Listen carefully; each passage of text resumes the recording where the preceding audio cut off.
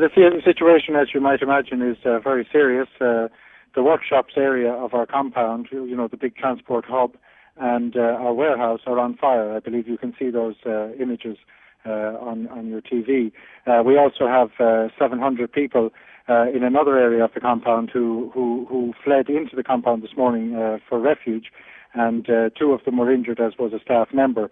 So we're endeavouring to evacuate them to a safer place. So that's essentially what we're trying to do now: get the fire under control. Very difficult because, of course, the fire services here in Gaza can't move, and also get the about 700 people who are here in another part of the compound to safety. I guess you can't even try to start putting the fire out as long as there's fighting still going on around you. What is the state of play regarding the fighting? Well, there's no fighting in the vicinity of the compound. I mean, these were artillery shells that were fired into the compound, and phosphorus shells into the area of our warehouse and workshop. A big problem for us, of course, is that we also have a massive fuel depot there. This is the hub of the entire aid operation here in Gaza at the moment. This is where it all happens from. Fuel, food, medicine, everything. It's all here, as well as, of course, our staff. We had 5 big tankers of fuel loaded and ready to move this morning. We've just now safely extracted those from the vicinity of the fire. That was a massive concern for us. It's a really very dangerous situation. John, there's several points I want to pick up on that you've just made there. One of them is the quite explicit claim you've just made that phosphorus shells were fired into the building. That, I'm sure you are aware, is a very serious accusation because the use of such a chemical in build-up areas is illegal under international law. So are you sure that they were phosphorus shells? Well, that's what my international staff, who were actually in the vicinity at the time when they landed, were dealing with phosphorus. We're dealing with phosphorus fires. Then that I'll present that as the evidence to back up my charge. Let's have a full investigation in the fullness of time and establish exactly what it is or isn't in terms of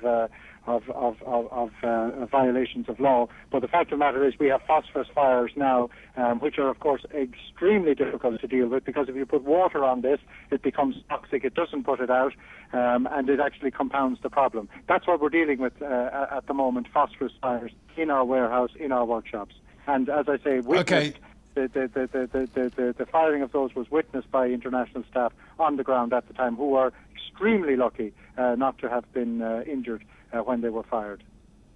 Now, what is actually in the warehouse? What's burning? I imagine it's some of your supplies. And what impact will that have on the Palestinians in Gaza?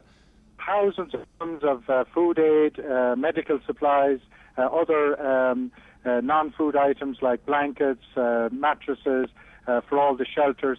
I mean, this is the hub of our operation. This is where it all is run from. It's the central depot for everything.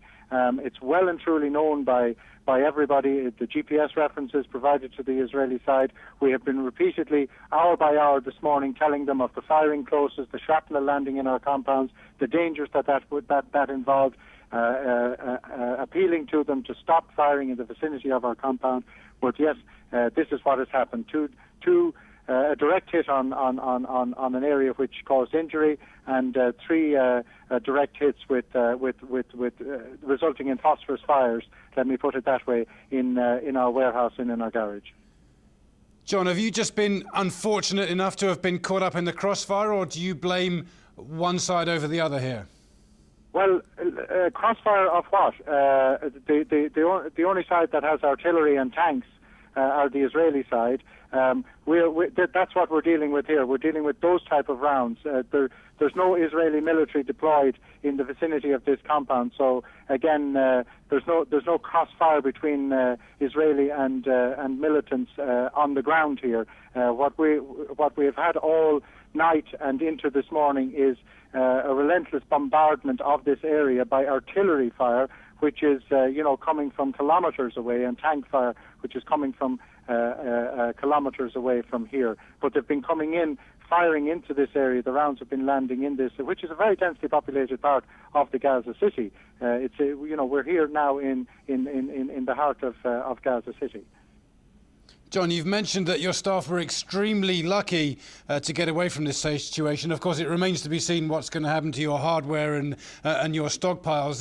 Is an event like this going to make you think long and hard about how you conduct your operations within Gaza and whether indeed it's even safe enough for you to be there? Look, it's not safe for anybody in Gaza.